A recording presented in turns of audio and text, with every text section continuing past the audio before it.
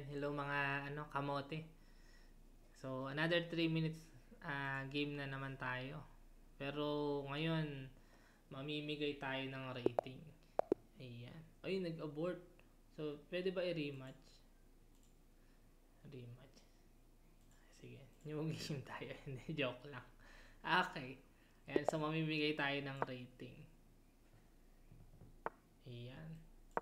Siguro, nanonood si ate dun sa natin, video. Sa mga video natin, Hindi, joke lang. So, mamimigay tayo ng rating.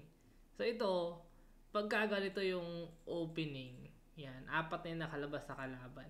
Eto na kagad yung move. Panggulat move yan. Diba, kinapture. Kasi tatlo yung pwede pang capture. Sabay itutulak natin ngayon to. Ayan. So, meron kagad atake. Ang kapalit nung pawn na sinacrifice, atake. Tapos kung papansin niyo, trap na pala yung kabayo.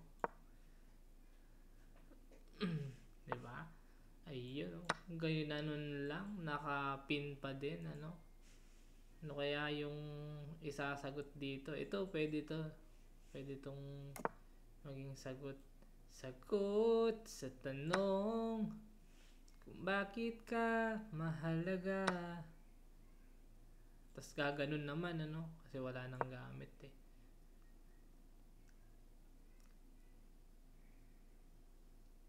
Ay, may ganun na pala, Pambihira.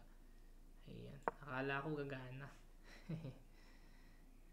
Akala ko gagana. So, yun pa rin. Peace development ang pinaka-importante sa opening. Kahit na lamang kayo ng pyesa, halimbawa. So, pilitin pa rin na, pilitin pa rin na makadevelop lahat ng pyesa bago umatake ng umatake. Para pagka umatake, swak, hindi bitin yung atake. Ayan. So, pilitin pa rin mailabas yung mga pyesa bago umatake ng umatake. Ayan. So, merong skewer. Ayan, skewer ang tawag natin dito kapag ka nag-align na yung mga pyesa. Ayan. So, ayan.